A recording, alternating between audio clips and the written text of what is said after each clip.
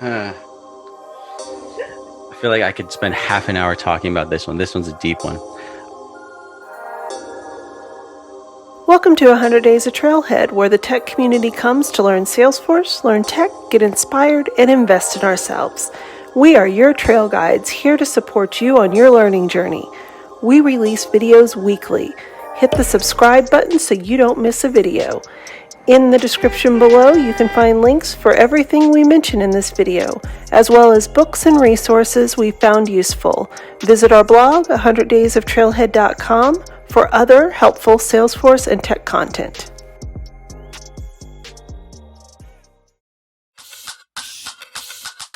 We have a wonderful guest and an awesome friend. Yes. David Liu. He is a former professional spammer who somehow lucked into the Salesforce industry, learned to code, and eventually became a Salesforce technical architect at Google. He's 7-time Salesforce MVP, winner of the Golden Hoodie, holds 18 certifications, runs sfdc99.com, where he shares, it's his blog where he shares tips on how to succeed in the Salesforce world. So David is awesome. Yes.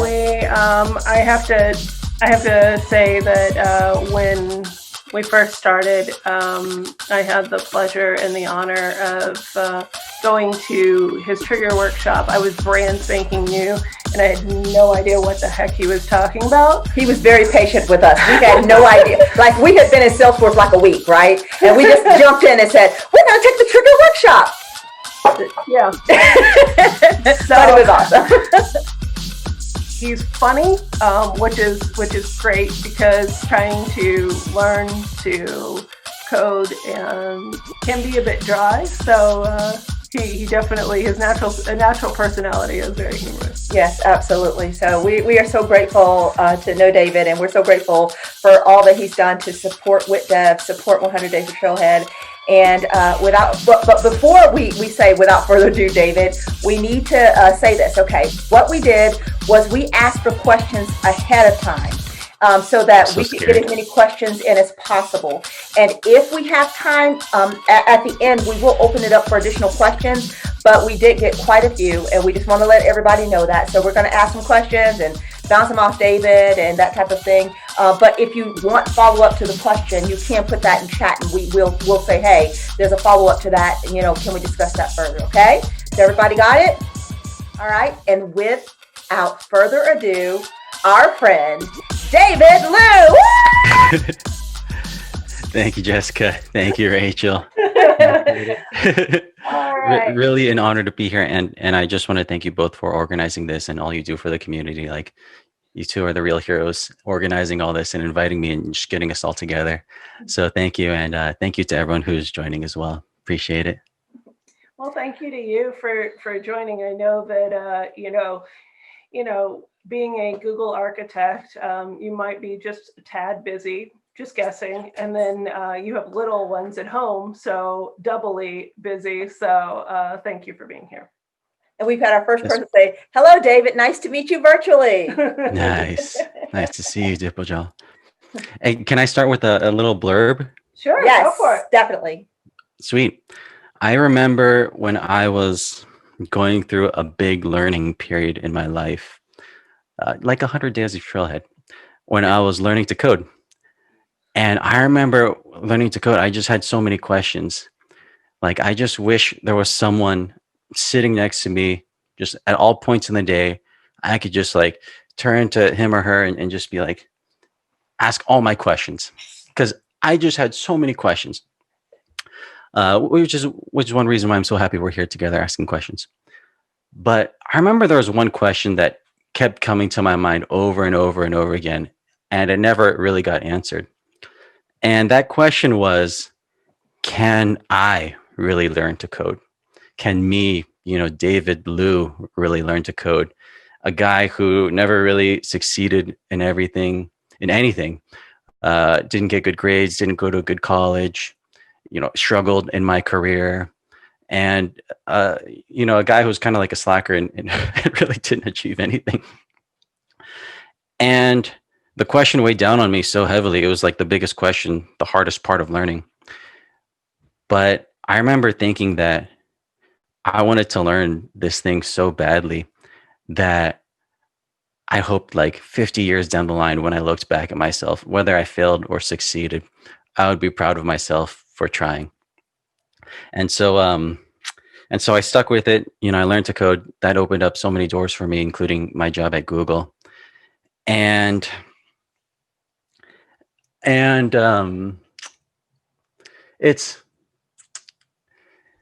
well, what was I going to say with that? Well, it opened up so many doors for me, and I hope it opens up so many doors for you too. Having gone through this process myself and succeeded, and having seen other people succeed, people who are part of the Wait Devs community, people who Rachel and Jessica have helped, I feel like I now know the answer to the question, and that is really anyone can learn to code if they tried, if they put their heart to it. And so best of luck to all you guys and girls in your learning journey. I hope you find success, and I hope you do it bigger and better than I ever did. So let's start with that. Wow, that was beautiful. Thank you. I'm not crying.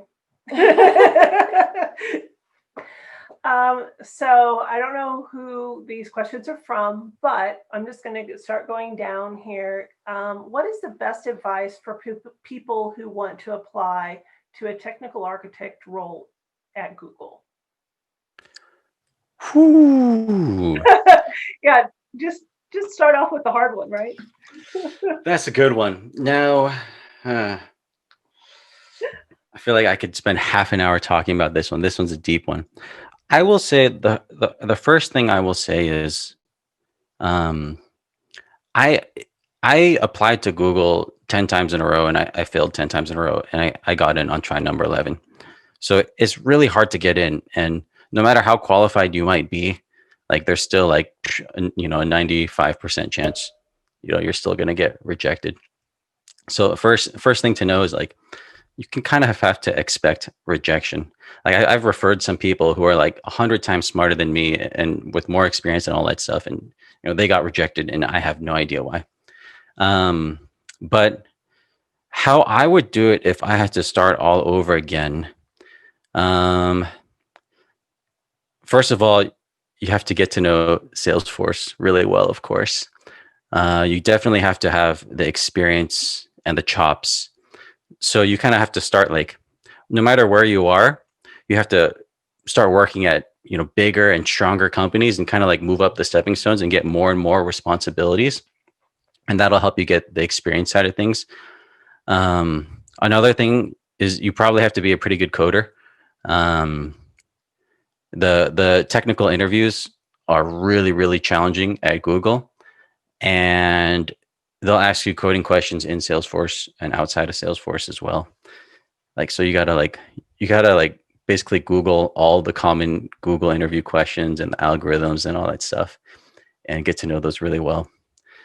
And then, and I'd also recommend getting someone on the inside to refer you, because that'll increase your chances about 10x. So I'll start with that, but I could talk a lot more about that. But let's start with that. Okay, next question. Is there a step-by-step procedure to solution designing? Oh, it's a solution designing. I'll tell you what I do. I don't know if it's the right way to do it, but I'm a big fan of whiteboards, and not just whiteboards, also mockups.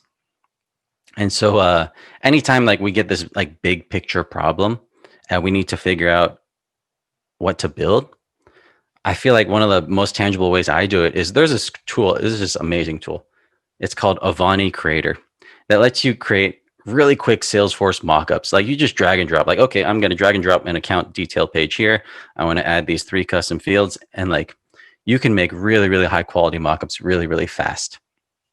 And then you take those mockups and you work with your partners or your stakeholders, whatever you want to call them, and you just like keep making it better over time. That seems to work best for us, for me. instead of like building something in Salesforce, prototyping something that kind of takes a long time, and then by the time you get feedback from users, it's just like not possible to iterate on it. Yep, there's the link. It's a wonderful tool. It's worth every penny. $60 a month. Thank you to the people who put that in chat. We were about to put it in chat, so thank you. Okay. All right. And then how do I select a job path or a specialization in the Salesforce ecosystem? That's a great question. I feel like the ecosystem is getting so big now. There's so many different job paths you can take. It's like it's not really just admin, dev, and architect anymore. I feel like there's so much more now, like solutions consultant, marketing cloud, and all these other niches as well. Shameless plug. I came up with a YouTube video that's like a Salesforce personality test, and it asks you a bunch of questions, and at the end it tells you like, okay, based on your responses, you might be fit. You might enjoy being an admin or developer or any of that stuff. That'll help you give you an idea. One thing that was really helpful for me figuring out my career is doing your best to either shadow or talk to people who are in job roles that you think you may like. And you might discover that, it is or it isn't what you think it is. And that might help. So, have you ever experienced repetitive stress injuries related to long hours at the computer? And if yes, have you developed any strategies to prevent or minimize? Goodness gracious. I do. I get stressed out quite a lot, especially during COVID. I'm not gonna get too details into it, but I have this like whenever I get really stressed out for whatever, like I just feel like I can't breathe all the time.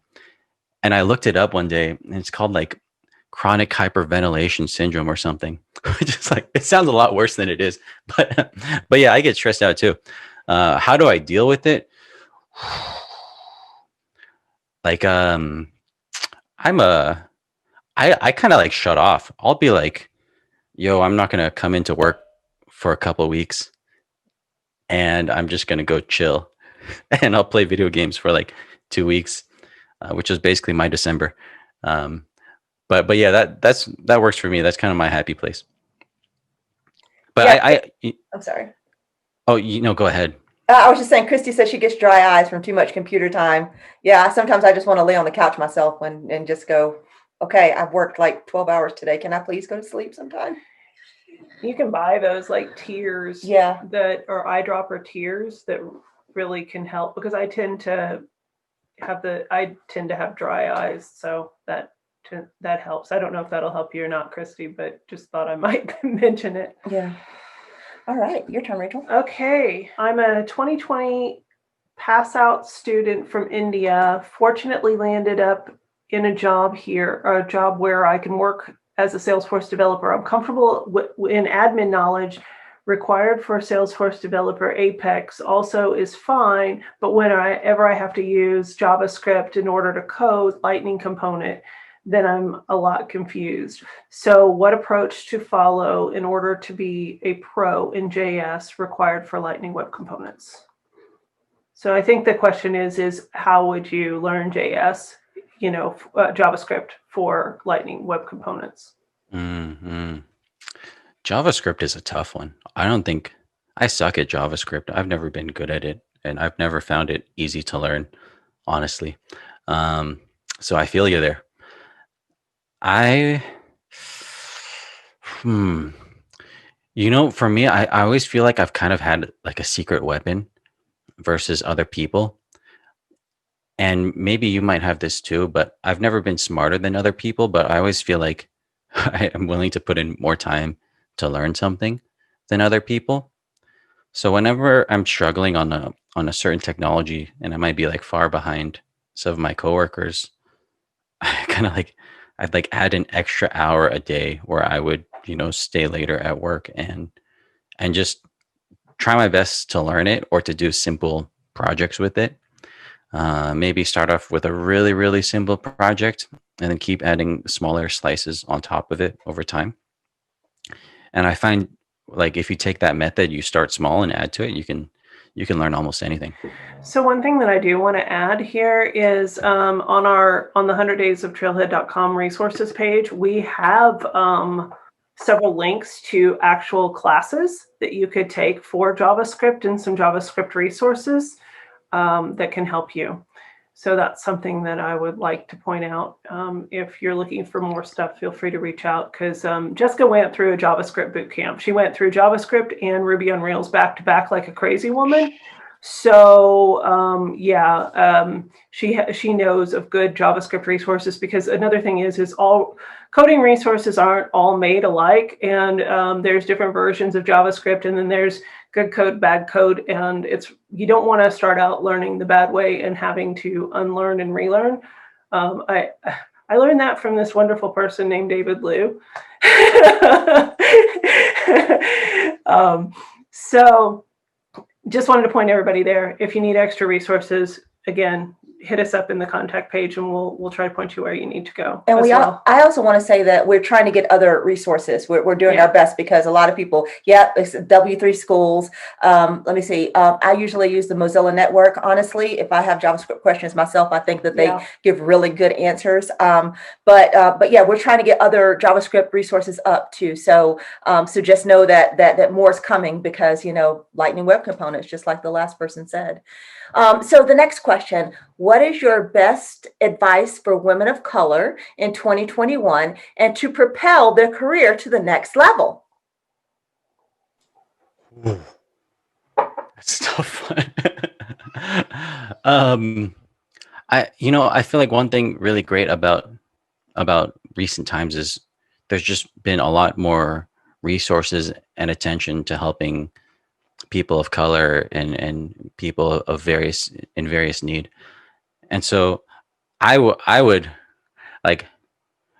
just lean in totally on that personally, and find all the resources and find the community.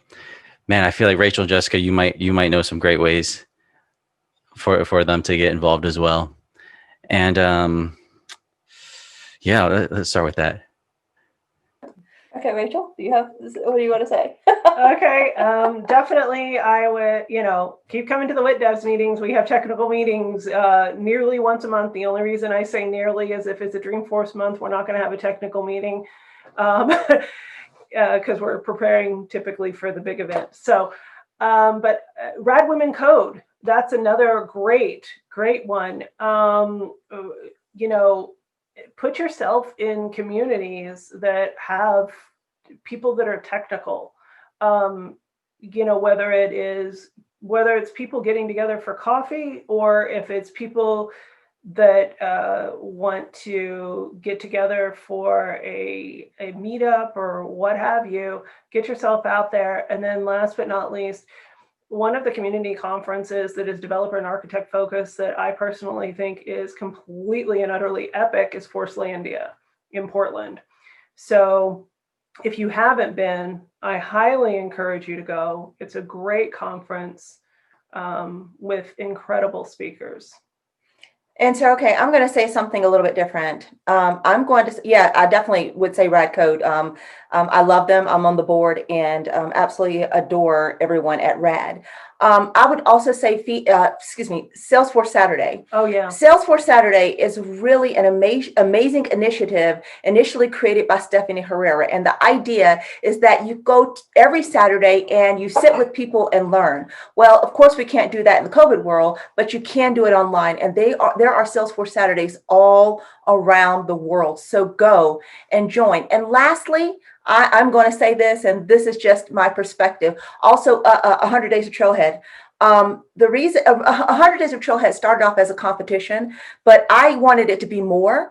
I felt like I needed to put actions behind my words, that I wanted more equality, and showing people that people of color and women of color have technical prowess. So what I have done, hopefully thoughtfully, is asked everyone that I know, but especially women, especially people of color, to come on do a video and show everyone that it's not just a certain group of people that can show how intelligent and how capable they are.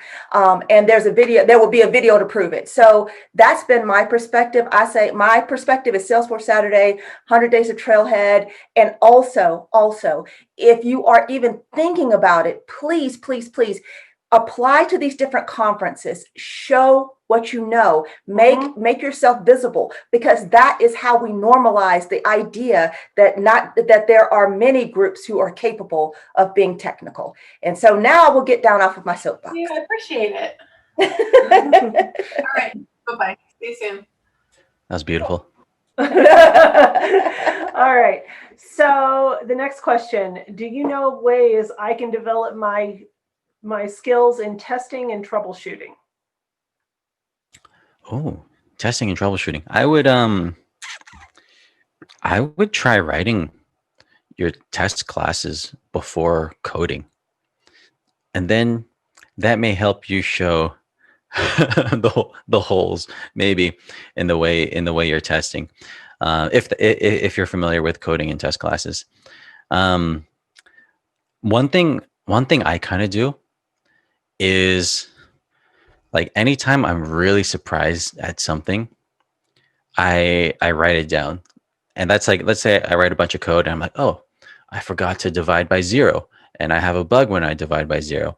Then I'll have this like sheet of paper or like a Google Doc or something, and I'll just add that in there.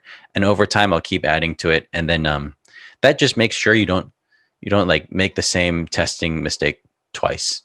And over time, it just makes sure you get better and better and better. So yeah, that's a good technique, and I'd recommend something like that for a lot more things. All right, so next question. Is there a perfect job which blends Salesforce plus MBA, more like a techno-functional? How do you go about such opportunities, like-minded people or communities? Any room for positions at Google? Oh, great question. There's a Salesforce technical architect position on my team that's kind of like that, right? Oh, it's open right now. That's a good question. And if I think of a company like Google, ooh, hope that kid's okay. If I think of a company like Google, those positions usually require really, really high technical abilities, which is kind of weird. If you look at like product manager positions at Google, or like hybrid positions, hybrid developer / like kind of like program managers type of positions, they're all fairly technical. And I think some people underestimate how important technical work can sometimes be in these hybrid roles. Not even the work, just the knowledge of it. So one of the best ways to get those positions, honestly, is to ramp up really, really hard on the technical side. For example, when we have these positions, half of the interviews are going to be purely technical, and half of them won't be. And I feel like it's a trend that will generally continue and grow, especially in the high tech industry. So double down on that in the short term, and then once you get those positions, you can kind of take it easy. But a role like that would I think technical architect roles are similar to that. Solutions architect, definitely similar to that. Those are the type of job postings you're looking for. All right. So how long did it take you to feel successful in the Salesforce environment? Oh man, I still don't consider myself successful in the Salesforce environment. Honestly, in any environment. So I don't know the answer to that. But yeah, I think there were some milestones where my confidence grew though. The first big milestone was getting certified. Like, almost like maybe one of the biggest reasons of getting certified for myself is just to like answer that nagging question in the back of my head, like do I really deserve what I have? Like, did I really earn it? And like that's like getting like platform developer to, back then it was known as advanced developer, that kind of like really changed my life mentally. Now what sucked is when I failed the certified technical architect exam, 9 out of 9 categories, That's not good for your confidence, but that's okay. I'm proud of myself for trying. Well, that is an incredibly tough exam. It's a lot of orals too, so that's tough. So let's move on from, exams to something fun. Who's your favorite Nintendo character? Mario, Luigi, Warlo, Yoshi, Peach, Toad. If I said anything wrong, please forgive me. The person who asked this question. Nice. To choose, etc. Apparently, etc. Also. Sweet. I spend a lot of my time playing video games. I'm kind of embarrassed to say that, but I still play a lot of video games. So and I've had a lot of memories of all those characters really killing me in Super Smash Brothers. So I don't really like any of them. But maybe Bowser. He's kind of like an underdog. I like that. That's awesome. Yeah. How do you get a role in a top tech company? I think you kind of answered it already. Do you want to add to anything that you've said before? Yeah. I'm trying to imagine if I had to start all over again. Like, so definitely like you have to like keep taking steps up. Like maybe your first job is like in this like small company no one's ever heard of, and you have like a Salesforce admin role. Your next role, you want to try to be like the Salesforce owner at maybe also a small company. And then you want to jump up to like maybe like a more tech oriented company where you have a Salesforce role. And then you keep jumping up like a mid-sized tech company where you have a role. And you keep doing that. And eventually you'll be in like the stratosphere of companies that top tier tech companies like to see their candidates coming from. Not to say that, places like Google don't hire people from small companies, but it just like when the recruiter looks at your resume and they see that like you've worked at a competitor, for example, that's a good sign that you would make it in a company like Google or whatever it is. And one part of this is like changing jobs quite often, which I feel like is kind of controversial. I've done it a decent amount in my career. Basically, like every 2 years or so, I've changed my job, and it's honestly, it's not always a pretty thing, but it is the best way to advance your career as fast as possible, to get the most money possible. And one thing I find that helps you, like I see a lot of people tell me that like, I don't want to leave my job. My boss really helped me learn. I love my teammates and all this stuff. And like, I would feel bad if I left them. And I've been in that situation too. One thing I've done that always works is I buy everyone really expensive gifts, and then everyone's happy. Like one time I left and I made like custom T-shirts for each person on the team. Everyone's happy. Like one time I had a boss who was really into ties. I bought him a really expensive tie, and like he was super happy. And like we still talk like today. And so yeah, I feel like maybe like, who knows, like maybe you feel loyal to your boss, but your boss could leave their job at any moment too for something similar. So it kind of works both ways. So yeah, that's generally what I would recommend. Yeah. Okay, so Judy said, such great insight. I appreciate the candidness. But Anisha had a follow-up question. Anisha said, we see lot of posts in LinkedIn. Does self-branding help in landing job in top companies? Self-branding, the self-marketing. That's a great question. So I'm going to be completely honest with you. Like, I feel like my entire life, I've kind of been like this complete fraud, just like in terms of like technical knowledge, coding knowledge, and everything. I've never felt quite good enough. The one thing I feel like I do all right is my marketing. And sometimes I feel like I have gotten positions for even like at a company like Google, because even though my technical skills weren't there, my self-branding was so strong that it caused people to gamble on me. And so one of the ways to increase your self-branding is, I mean, of course you have to get your resume good and all that stuff, but like getting really, really involved in the community, in the Salesforce community, is one of the best ways to self-brand yourselves.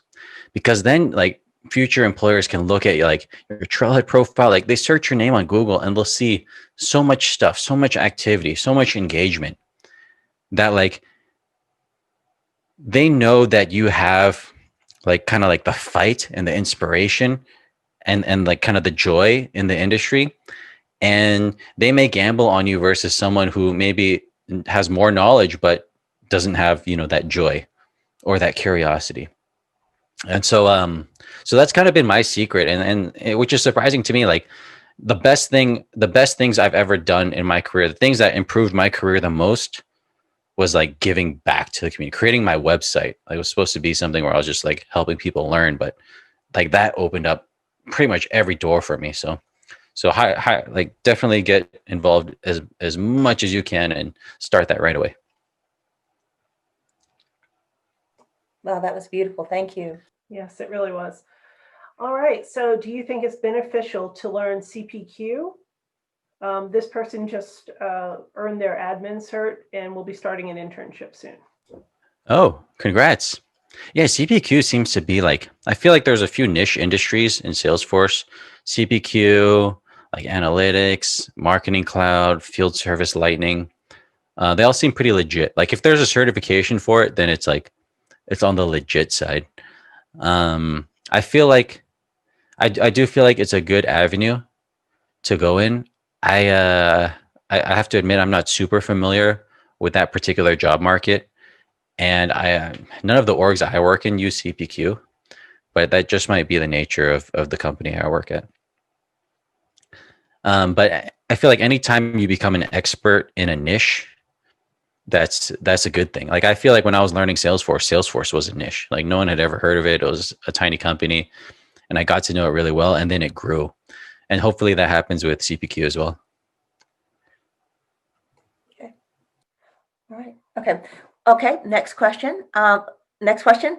With my .NET software development experience of 15 years, is there any scope for a professional like me to switch to Salesforce architect roles? And if yes, what is the fastest path that you would advise? Ooh, 15 years .NET. That's great experience. Um, yeah, there's huge scope for you. I feel like so many technical architects I know are like former .NET experts. What I would do if I were in your situation is I would learn the coding side of Salesforce really, really well. Platform developer 2 and beyond. You're going to be surprised when you go down the technical architect route how technical it actually is. How much, for example, I don't know any certified technical architects who are worse programmers than me. So yeah, you have to get really good at the Salesforce coding part, which will open doors for you to work on complicated Salesforce projects. And that's the experience you need to become a technical architect. A lot of people don't really know what a technical architect is. Basically, like whenever there is a big Salesforce deployment, you are the person who is in charge of the technical decisions of it. And I'm going to put emphasis on the word big, meaning like big Salesforce deployments with many, many users. And so you kind of have to like build yourself up to that. First, like you become in charge of small projects, and then you get larger and larger and larger projects. I guess it's kind of a theme of a lot of things I'm mentioning. You start small and you keep growing. But yeah, that'll get you there. One key thing I recommend also is like whenever you're in a position to make the final decision, I think that will help you learn very, very quickly. Whether you are learning admin or developer or anything else, like if you're at a small company, for example, where you're the only Salesforce person, like you're going to learn a lot because you're the only person making Salesforce decisions. And that forces you to really make sure like you're making the right call. And when you don't make the right call, you're going to find out in time. So yeah. So next question, do you have any suggestions for someone preparing for CTA? Like specific resources I should refer to, or how to manage my studying during the weekdays, etc.? This one's so hard for me to answer because I failed at it so miserably. And like, I've spent so much of my life running away from this certification. That's hard for me to give answers on how people can run towards this certification. Um, there's an architect group that you have to join. I can't remember the exact name, but like you'll find groups there where they meet every week and they do like a mock exam. Find the mock exams, by the way, and take them. Salesforce, a CTA mock exam, it's like this 10, 12 page piece of paper that just lists out requirement after requirement after requirement. And you basically like, you basically knock it out from there. And there's kind of like a formula for answering these things. And as you join these groups, you're going to figure out the formula. Like, okay, I need to make ERD, which is like a data model diagram. Okay, I need to make a sharing diagram. Okay, I need to make a system landscape. Like every time you have a solution, you're going to have like some of these sort of things. And as you join the group and you take mock exams, you're going to figure these things out. There's no way you become a CTA learning and studying by yourself. You have to join multiple groups, like minimum like 50, like 50 group meetings of CTA. So you got to do it. Okay, so the next question. How do you improve coding skills, especially triggers? Theoretically, I'm strong, but when it comes to practical implementations, I'm not very confident in that. Please help. Ooh, I feel ya. I've never really been confident of my code myself.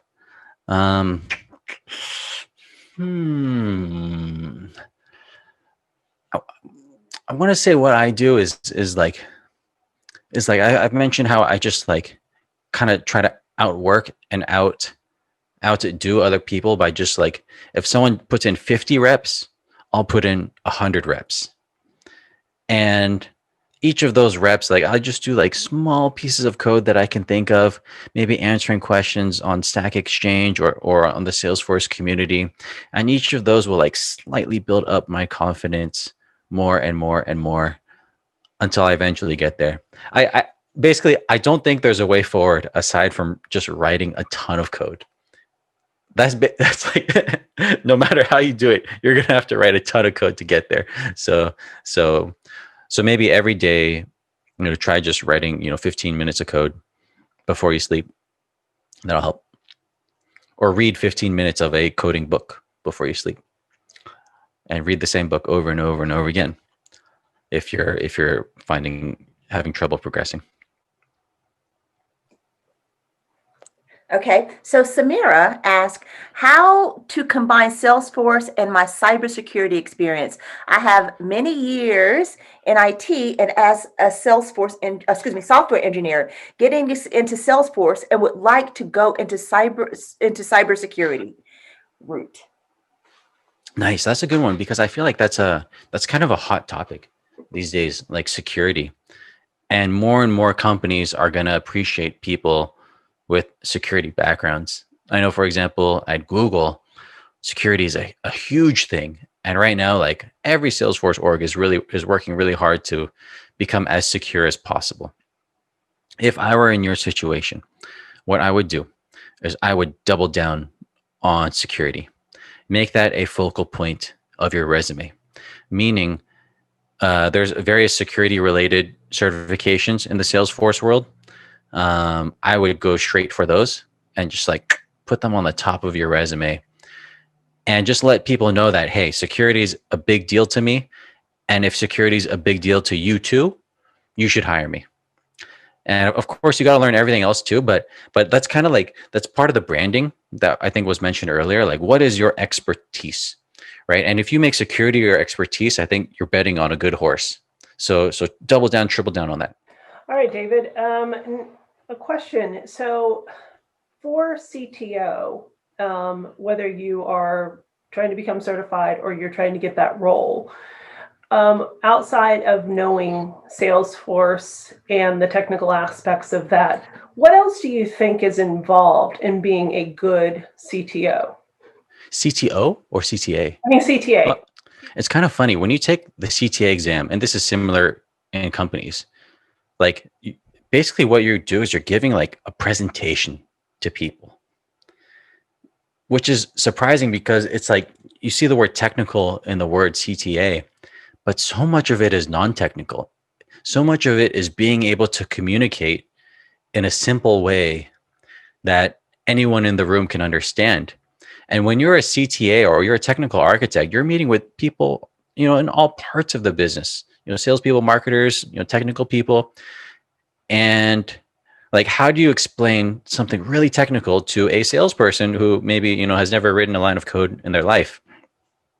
So having those like communication and like presentation skills is actually a requirement to pass the CTA. And I also think it's a requirement to become to get in one of those roles. Like when we interview at Google, like there's a specific category for communication, and it doesn't matter how strong technically that person is if they don't get a perfect score on communication.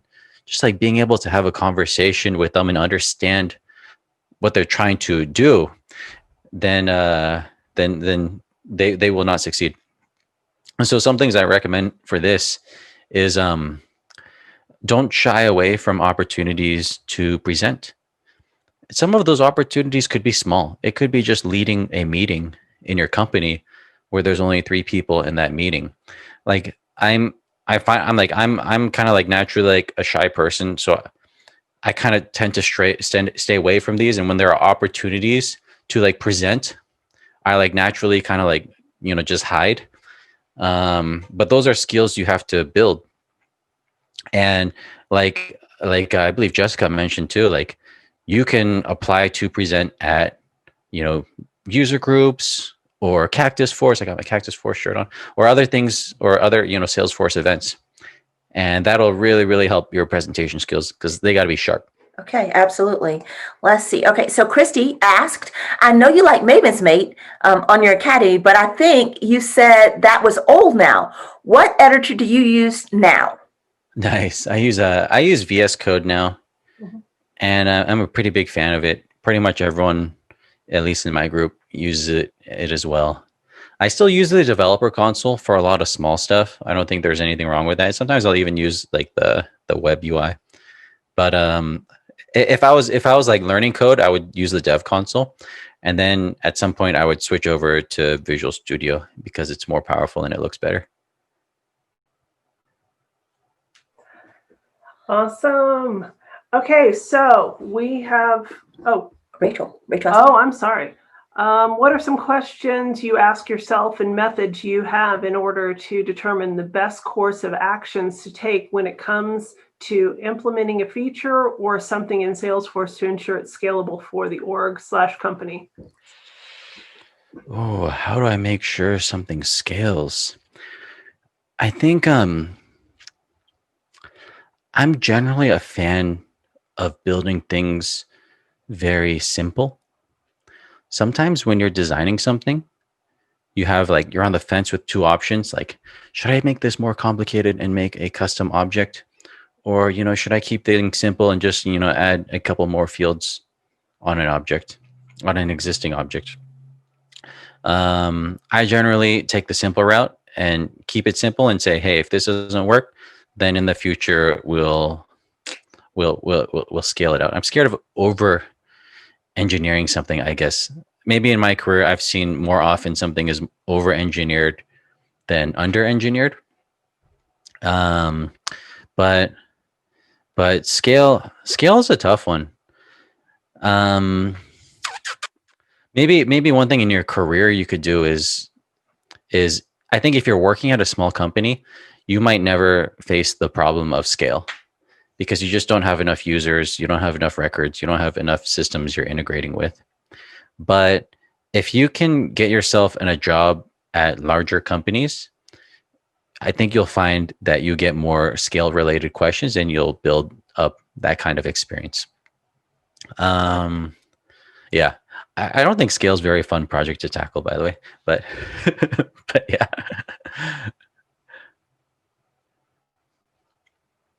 Okay, let's see. Okay, so both Blanca and Becca want to know, what is your favorite VS Code extension? What are your favorite VS Code extensions? My favorite extensions? Oh, I don't even know if I know the name of them. My VS Code is pretty lean. To be honest, actually, I don't really code a lot at work anymore.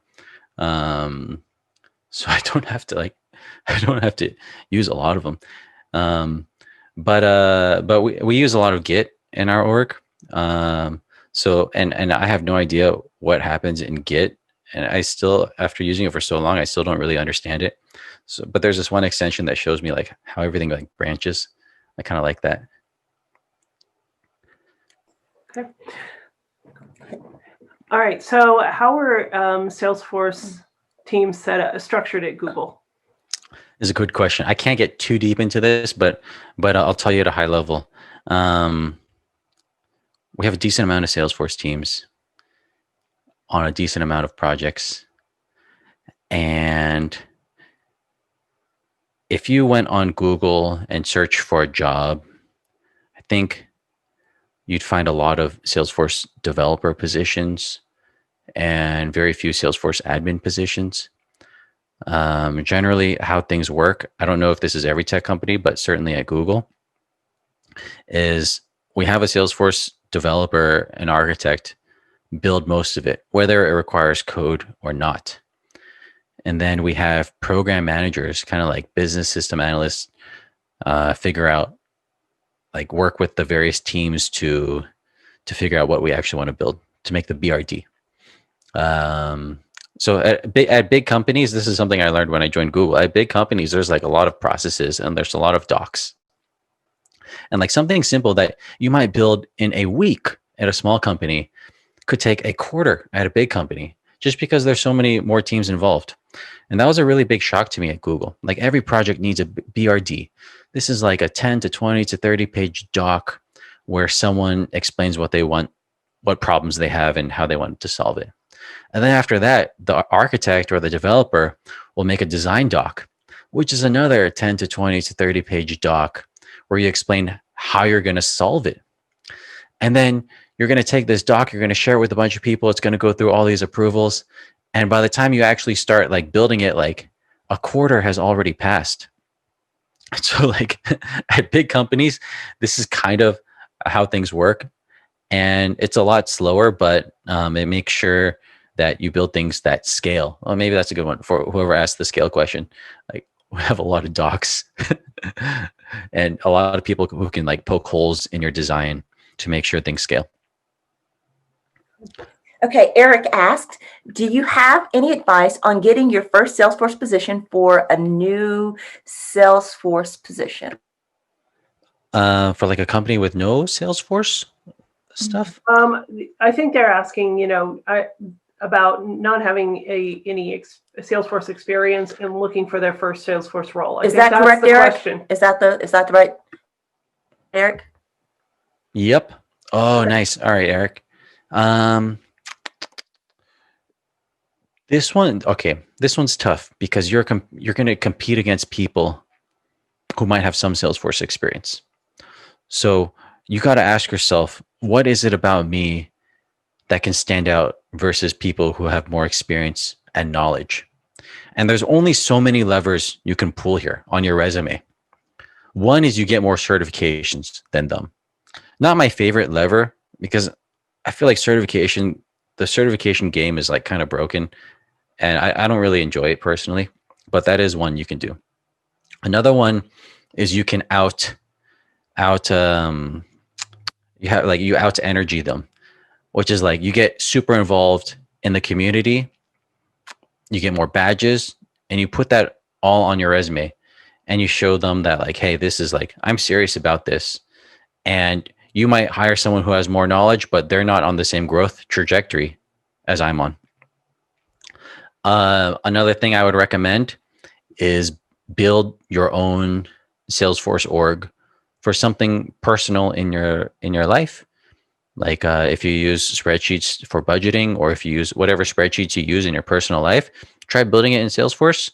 And then during like interview or on your resume, you can have a link to it. Let people check it out and see your work. I've seen some people do that really, really successfully.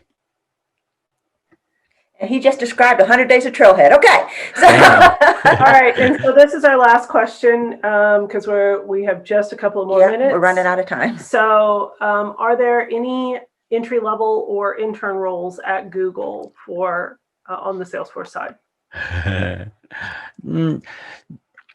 Unfortunately, not really. The only entry level jobs we really take in the Salesforce world is when we hire just like general engineers and we teach them Salesforce.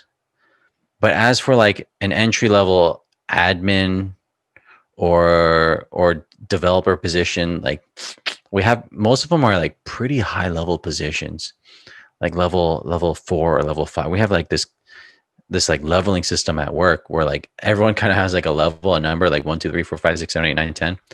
And like level 4 is kind of like where we start for Salesforce positions. And that's a pretty high level. That's maybe someone with like 5 years of experience or more. So, but what you can do is, you can find, you got to take the stepping stones, right? Find entry level positions at Google competitors, or companies that Google is watching, small companies that are, are in the tech industry, and then that can be your stepping stone into a big company like Google. A lot of questions about Google. A lot of people want to join Google. It's a great company. I got to say, like, I've worked there about 8 years, and I love the heck out of that place. And I wouldn't leave. I hope hope my boss doesn't see this, but I wouldn't leave for, triple the pay. It's amazing at Google. Thank you, David. That is really awesome. Thank you for answering all of the questions. Kind of sad it's over. I know, right? we tried to get to all the questions, and we know we left some on the table, but hopefully we'll have another one of these. Thank you for spending time with us. Please like and subscribe to our channel because we share weekly content to support your tech and Salesforce learning journey. Don't forget to hit the notification bell so you don't miss a new video. We also handpick these videos which we recommend you watch next. Connect with us on Instagram, Twitter, Facebook, and on 100daysoftrailhead.com, all of which are listed below. Thank you for learning with us, and we'll see you back tomorrow.